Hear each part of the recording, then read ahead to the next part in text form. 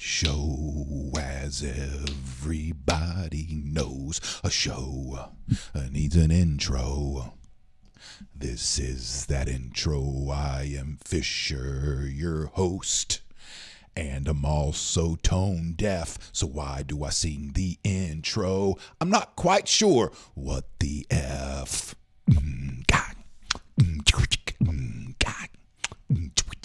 Hey, welcome, Adam and Lauren. Hi, and welcome to the Wake.Show. My name is Chris Fisher. We got a couple of things to cover today, including our random conversation generator. The random conversation generator, to start things off, it's National Mutt Day. National Mutt Day. So what are some of your favorite mixed breeds? What are some of your favorite mixed breeds? My favorite mixed breeds are sitting right down here. The Fisher pups, the Wake Dot pups. Joey and Roxy. I don't have a camera on today. They are sleeping. But Roxy, from what we understand, is allegedly a Yorkie. She's a blonde Yorkie. And I guess, so this is the story behind Roxy, who's now 12 years old. We got her at a flea market. Or not, I'm sorry. Friends of ours got her at a flea market in Georgia 12 years ago and had her until she was 6 years old. Their story is they have papers for her that said she was officially a Yorkie. But, I mean, I don't know how legit that is coming, you're buying a dog at a flea market, if that's a thing.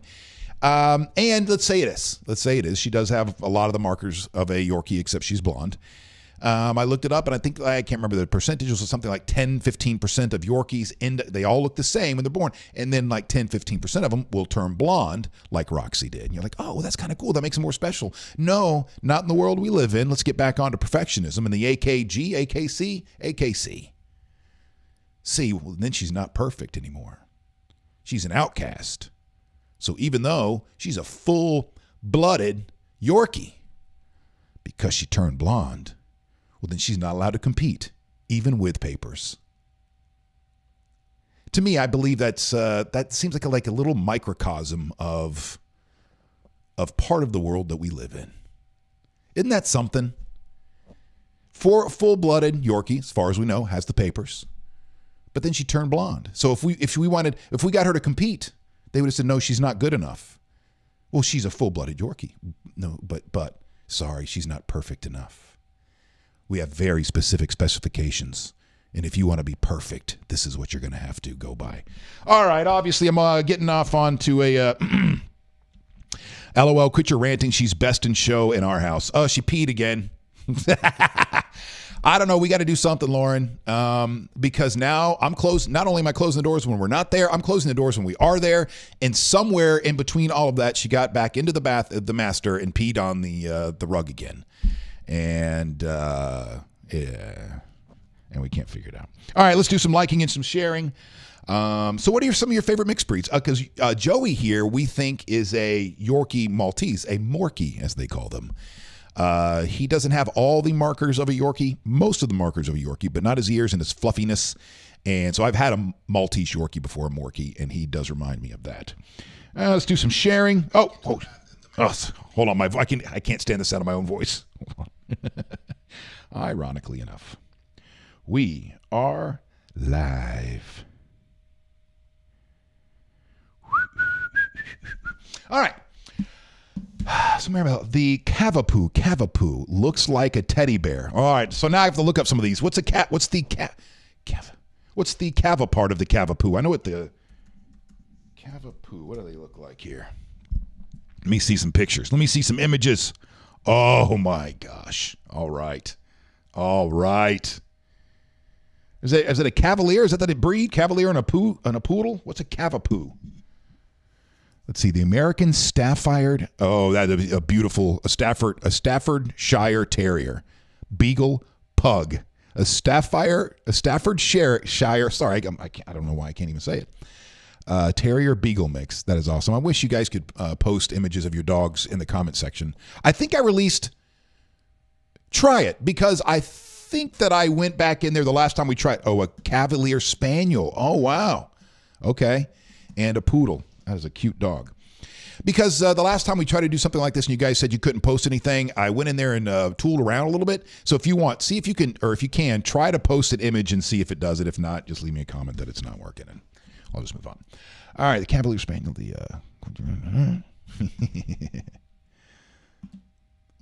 I couldn't personally just say an Amstaff. All right. I don't know that I'll ever be able to buy a pure breed again. I did it once when I was a young man, and I did it, for, the person I was dating, really, because that's what she wanted. But even that, no, actually, that wasn't even a pure breed. That was a mixed breed, a pure mixed breed. I guess, I don't know, man.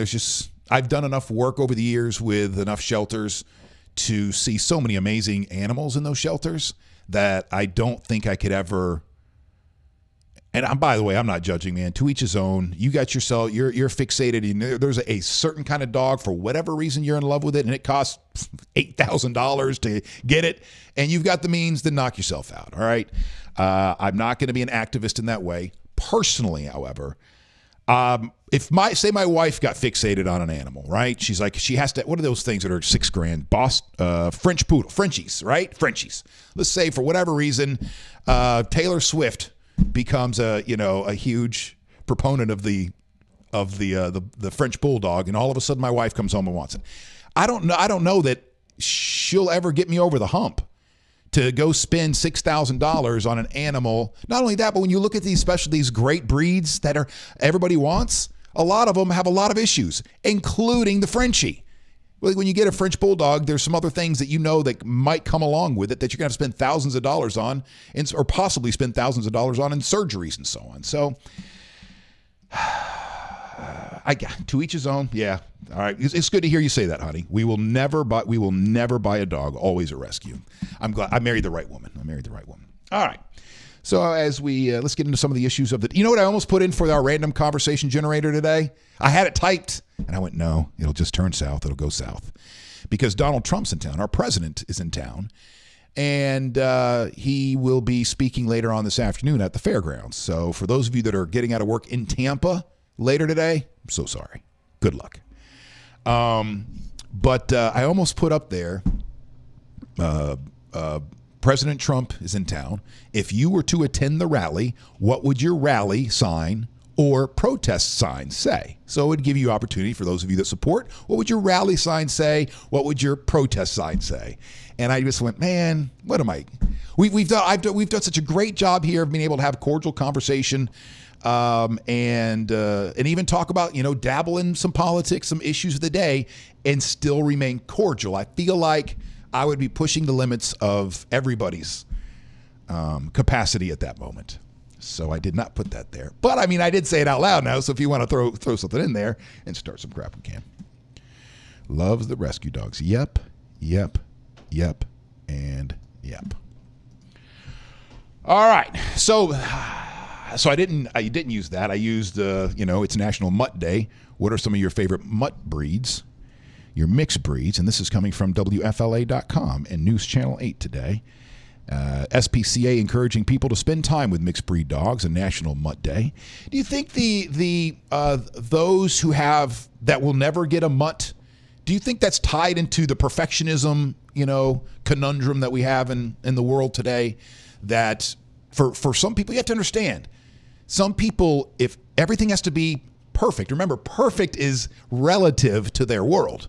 But those people with very serious OCD, and I'm not talking about the little OCD over here, little OCD over here. I'm talking about, man, if things aren't straight, if everything looked perfect, then they can't function. There's an anxiety that settles in. So is it those people that also have to go, okay, well, who's the perfect dog breed out there too? That's the perfect dog breed. I must have that dog breed, and I can never have anything else other than that. Do you think it ties into the perfectionism part? Because I don't really understand it. I don't get it. We put down millions of dogs every year. We slaughter millions of domesticated animals every single year that are on the streets. Our shelters are filled with these loving, amazing creatures. Yet we'll still go to a puppy mill in a heartbeat. I guarantee you that Roxy's from a puppy mill. I guarantee you. If my friends bought her from some backwoods Georgia flea market with papers, I promise you that she didn't come from some family that is treating their dogs right. She came from a puppy mill. Joey, he has a million issues. I don't know. If he didn't come from a puppy mill originally, he was put through the ringer for the first 2 years of his existence. And again, I guess I am sounding a little judgmental, aren't I? Why do you have to be so mean? You're talking to me? Sharon, are you talking to me? Am I being mean? What am I being mean about? I'm sure you will explain. Mutts are the best dogs. Right. Why am I being so mean? Are you talking to somebody else? All right, so back to the article real quickly. Tuesday is National Mutt Day, a day designed to encourage everyone to embrace, rescue, and celebrate mixed breed dogs. I'm all about it. I'm all about the mutts. I don't like. I'm not a fan. I'm not a fan of the American Kennel Club. To me, they're like the mutt. Oh my gosh. Hold on. I got to think for a second. Man, I have to come up with another analogy. All right, can you guys help me with an analogy, a parallel, a metaphor for what I want to say without comparing the AKC to Nazis?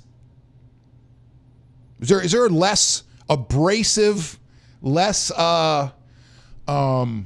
offensive way for me to make my point without saying when I watch that dog show every year, there's just something icky that courses through me? We'll just move on before I get myself into trouble. That is my... Oh! Okay, so if you're going to put down... Okay, so if you're going to answer my question, of what would your rally sign be or what would your protest sign be, put quotes behind it first or around it so I know what you're talking about, so I don't think it's directed at me. So your sign, if you were to go to the rally today, you would just sit there and hold up a sign and go, why do you have to be so mean? I think that's a great sign, Sharon. I love that. I like that a lot. Because as our president, I know the people on the other side go, he is just being tough and he's trying to get things done. And sometimes you have to be tough and da-da-da-da. But I agree with that. I agree with that. Even though I don't like it either, I do agree that sometimes things do got to get tough. But to me, and what I've witnessed over the last 40 years, and specifically the last two, more currently, yeah, he does not have an issue with being mean. It's not about being strong. It's about, he does no problem with just being flat out mean. My pup came from a kill shelter from Kentucky mountains. I live in Illinois. Best pup. Got her last year. Awesome, Kimber. That is awesome. Maribel. Eugenics doesn't have to be tied to Nazis. You're right, Maribel. Did you know that our country, our very own country, has a very rich history in eugenics? Does everybody know what eugenics means? It's the manipulation of human beings to make the perfect human beings. As a matter of fact, Planned Parenthood is even a part of that story of eugenics here in America. Oh yeah, that's a very dark part of who we are, that you don't, unless things have changed, that's usually left out of our history books, of our own eugenics programs here in America. Thank you, Maribel. Thank you, man. Making me talk about stuff I don't want to talk about today. Ugliness. I can't text as fast as you can talk. All right, I'll slow it down a little bit. Oh, by the way, when I said, do you know what it is? I knew that you knew what it was, Maribel. All right, a couple other things. So go hug a mutt today. And also today is Happy National Avocado Day. National Avocado Day. I cannot wait to eat this bad boy when I get off the old simulcast today. The avocado has become a staple of my diet in this new keto diet. Also, can you guys help me out with something? It feels like about 10 years ago, all of a sudden there was a push for avocados. Did you notice that too? Avocados and guacamole.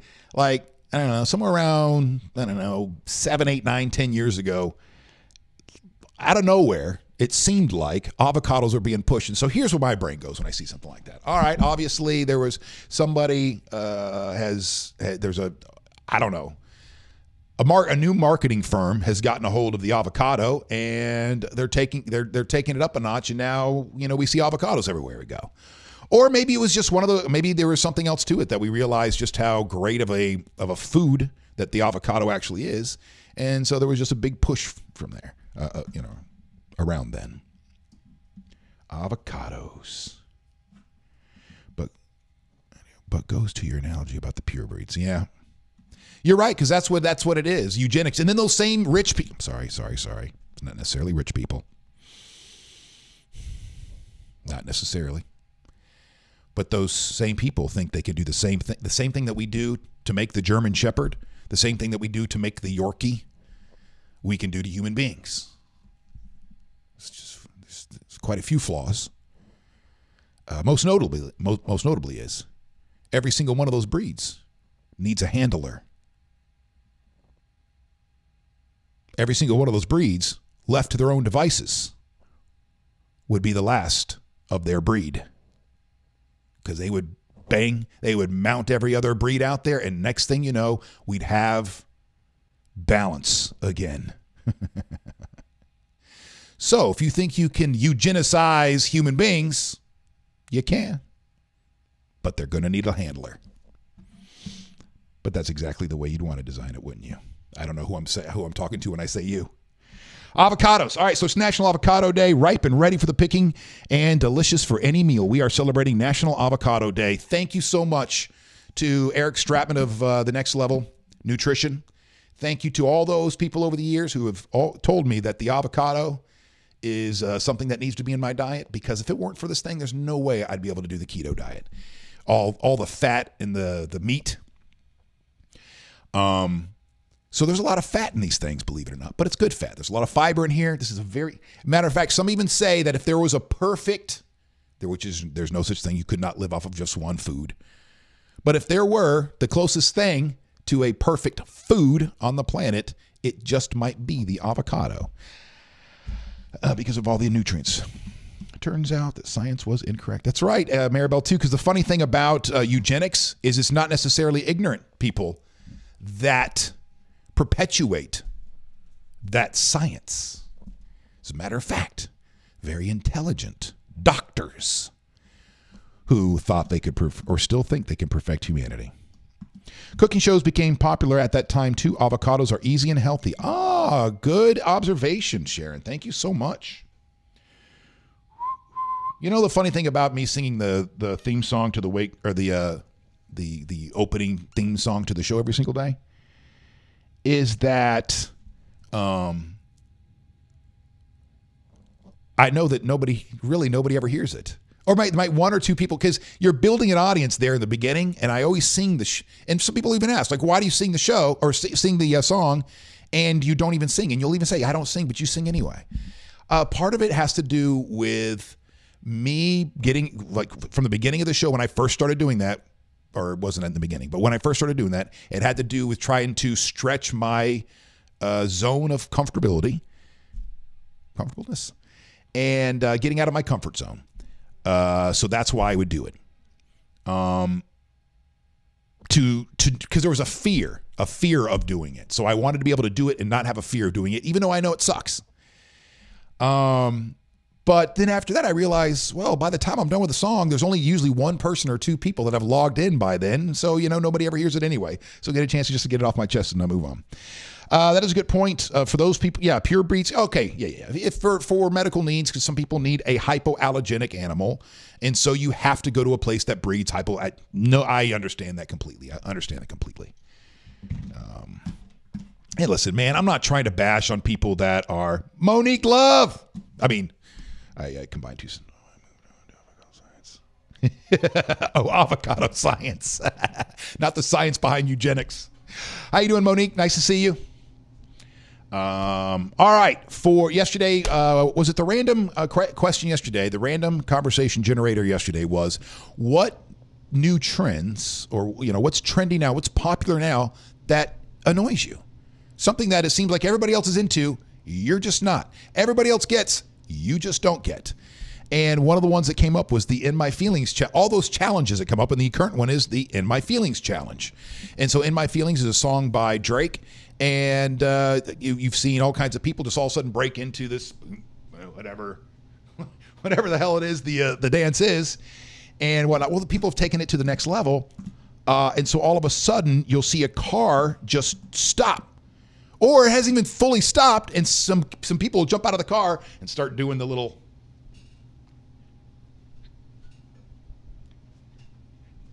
Yeah. Now we're going to turn that into the fish challenge.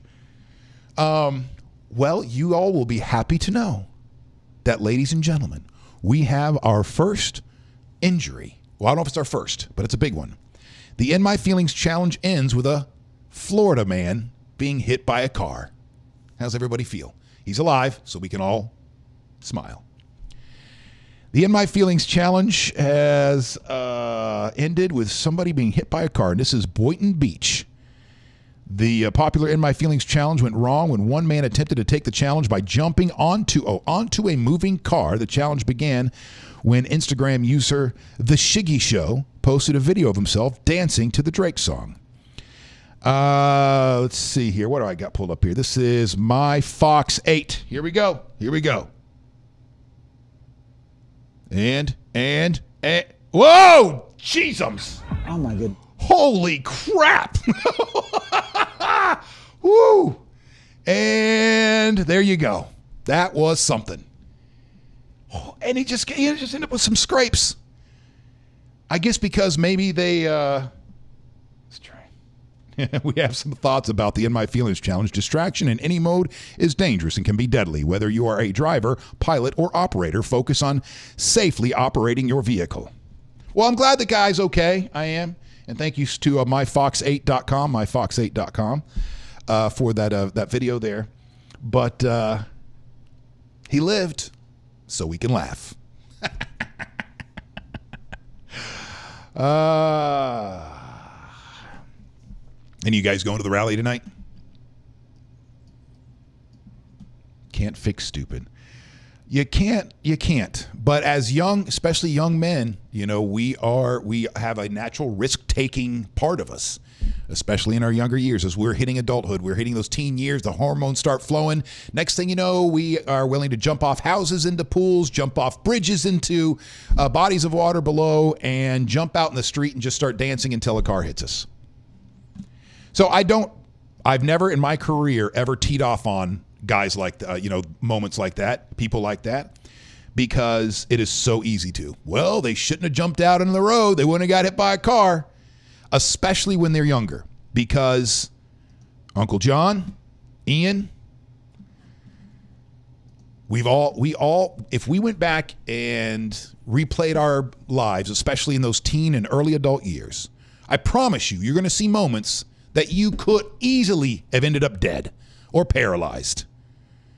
Moments where you were making less than rational decisions on a motorcycle, maybe.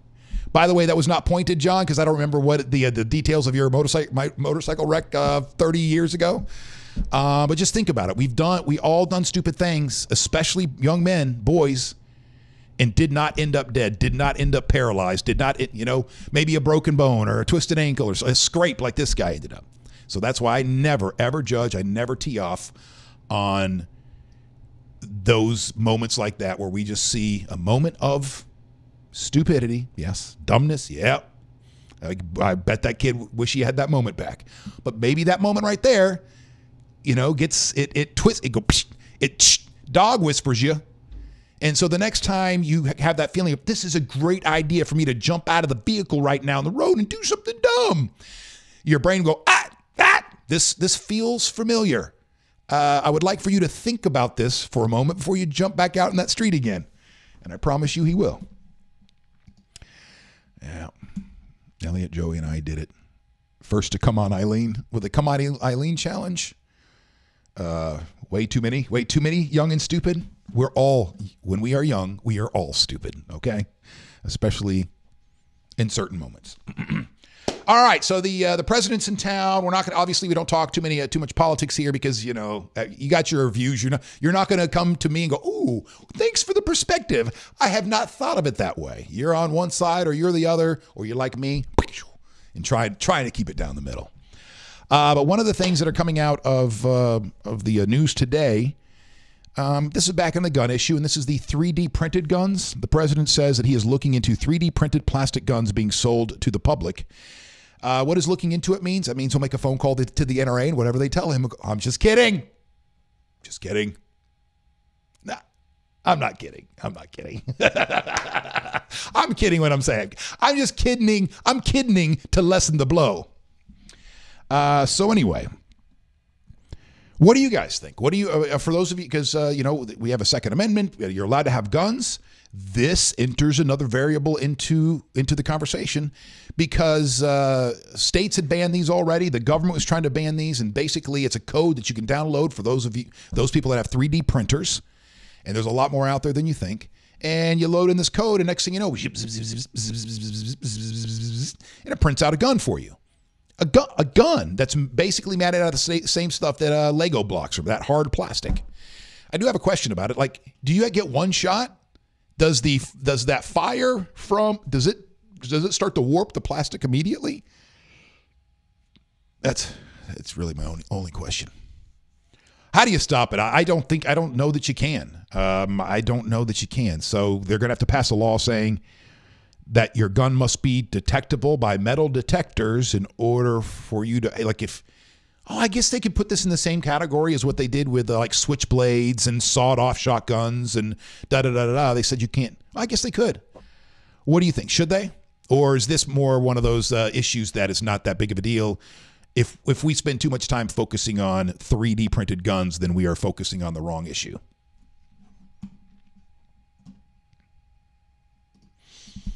And while we have time, don't forget August 11th at Punky's Bar and Grill. Monique Love's show is at 6:30. Hopefully you and your wife. I would love to, Monique, but we have a party that night. But we do want to come by and see you. Your wife can come in if you want and bring others. More than welcome. We won't be able to make the August 11th show because we have a housewarming party that day. But keep us posted so we can make the next one. All right, so here are my thoughts on the 3D printed guns. And it's more than what you guys originally saw, which is that little square thing, that little square. Let me see if there's a picture here that I can just pull up. Never mind. The little square gun that we originally saw going back to 2013. One of the reasons why the states are on top of this, and I believe they're already suing. Some states are already suing to try to get this technology or this code pulled down from the internet, which is, once it's there, it's there. I feel like even if you were to go after this, it'd be, for lack of a better metaphor, like peeing on a fire, like a raging forest fire. Because once something like some code hits the internet, then it's out there forever and you're going to find it wherever. And so I don't even know if it's worth even going down this path. However, what's really raised the stakes on this is now somebody has figured out the code for AR-15.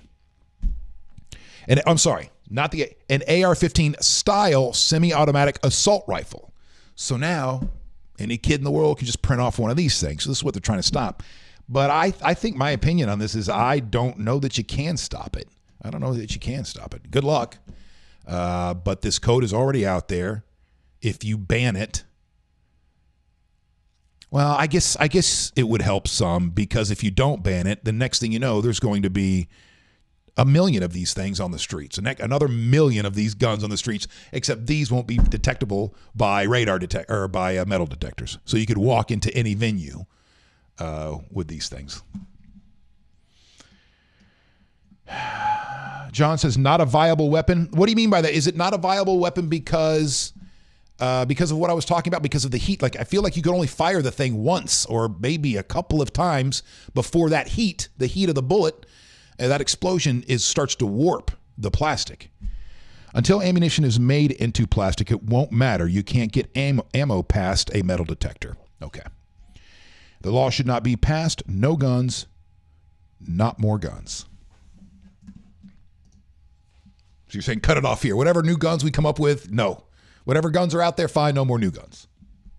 And then lastly, we have some very exciting news for those of you that live here in the Bay Area. We have a famous person. Another celebrity has moved here, and that celebrity is Tom Cruise. This is coming from ABCActionNews.com, and bumping into Tom Cruise in Clearwater, Florida may prove to be a mission not so impossible. People magazine is reporting that Cruise, 56, one of Hollywood's biggest names, is renovating a penthouse condo near the Scientology International Headquarters in Clearwater as a new home base. The magazine reports that he sold his $39 million Beverly Hills compound in 2016, and since then he's been living in a London hotel while filming The Mummy and Mission Impossible Fallout. Cruise's new multi-million-dollar penthouse is located at the Skyview, a 10-story condominium, and his penthouse takes up the top 2 floors. Oh my gosh, that is... I don't ever want to be that rich. I would just like to have a tour of that kind of wealth, I mean, see, rich to me is just affording any room in that condominium complex, right? That's rich. If you had a room on the top floor, man, you got to be a prince or something, right? But no, because if you're a prince, and if you're Tom Cruise, you get the top 2 floors of a building, the entire 2 floors of a building. And again, like I said, I can't even imagine what it'd be like to have that kind of money and power. And I don't need it. But I would like to take a tour. I would like to be on the hip of a Tom Cruise or a Prince so-and-so, or, just for like a week or so. So is this going to turn into some commentary about Scientology? I don't have any commentary about Scientology. To me, it's still a big mystery. I don't trust it. It's very interesting how they are pushing them. They're going mainstream. You guys have seen the billboards turn to channel something to learn more about. Maybe that's what I should do. Maybe I should turn to their channel, because to me they're in the same category as any other religion. And although many good things have been done in the name of religion, religion is just way too powerful, too controlling, and ultimately evil, in my opinion. What the world needs now is not another religion. We need some understanding on who we are fundamentally, not making up some other creation myths and then sucking people in saying we can help you. Sorry, because I'm sure they've done a lot of good for people too. For the most part, we only hear the stories of the cult-like aspects of it that come out of it. So anyway, they're obviously Scientology is obviously trying to, make a move now, become a little bit more mainstream.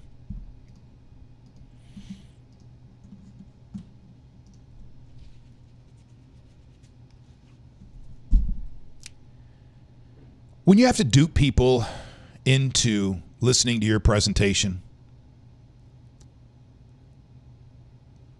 then F you. If you have to trick people into some personality test to lure them into something else, you're just a predator to me. You're just a predator. Or you're the bait. So there's another predator behind you. You're just the bait luring unsuspecting people into your fold.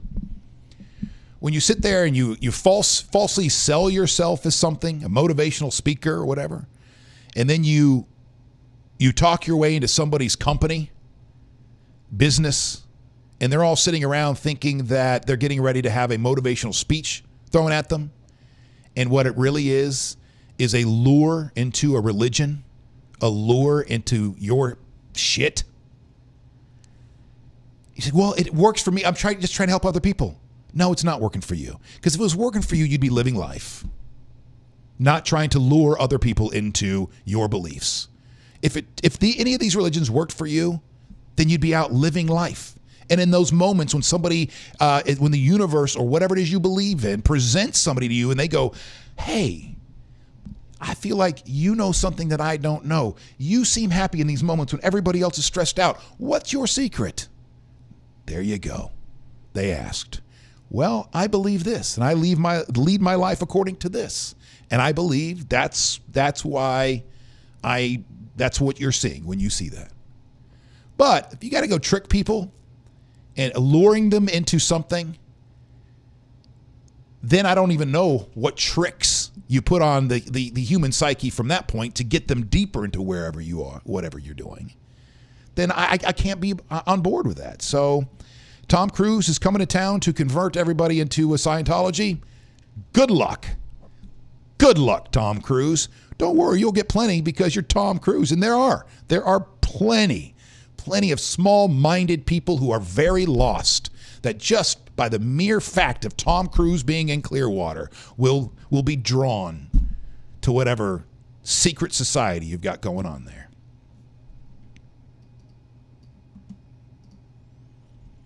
And they don't let you leave. If they were all good, they wouldn't hold you captive. That's right. That goes for a lot of religions too. It sucks. It makes me so sad to see these supposed godly people tear apart families just because you no longer believe exactly what. Well, then you're cut off. You no longer get love from your mother. You're not allowed to see your sister or your brother. Don't even contact us. Scientology, Jehovah's Witness, who else? I know it can happen in any of the religions. It can happen, singularly in the families of, oh no, you call yourself an atheist now, well, don't even talk to me anymore. But as a whole, you see it on a bigger scale when it comes to Scientology. They cut off people from the relatives, and in the Jehovah's Witness, I know for a fact that they do it as well. Who else? Any of the other big ones do it?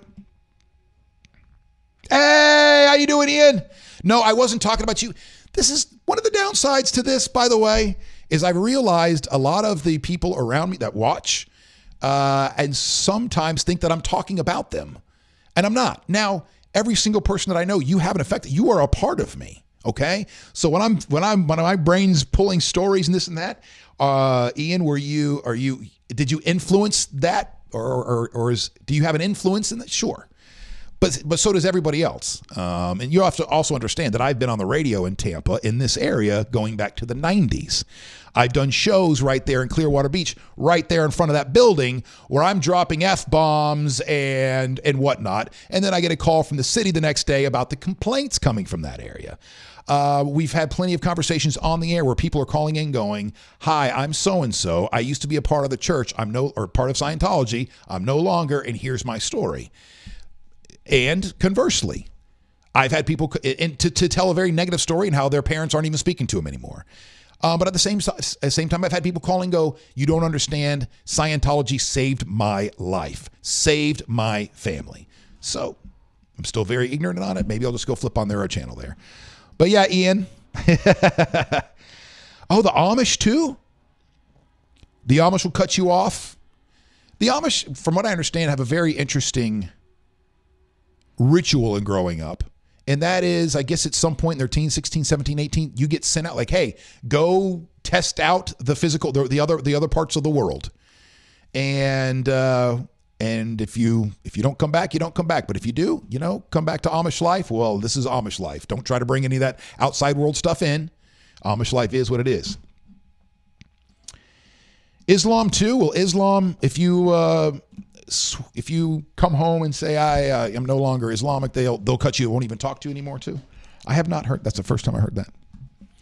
What part of you am I? Elliot, what part of you, what part of me is you? I guess would be in the part of my brain that I wish I was as smart as you.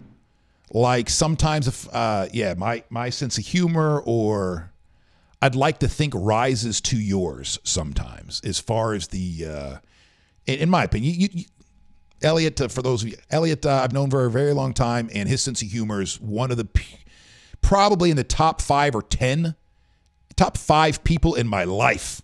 Now, I'm not talking about professionals like Chris Rock and Eddie Murphy or whatever, but as far as just the way the brain works and the funny that comes out, Ken Fisher, Elliot, Hoops, and I'd have to really think from there. I really have to think from there. Don't get me wrong, my other brothers can make me laugh too, but in a very different way. Oh, so that's all I have today. One of the reasons why this is short is because, depending on my vocal quality, I have an audition. I have an audition. I have an audition.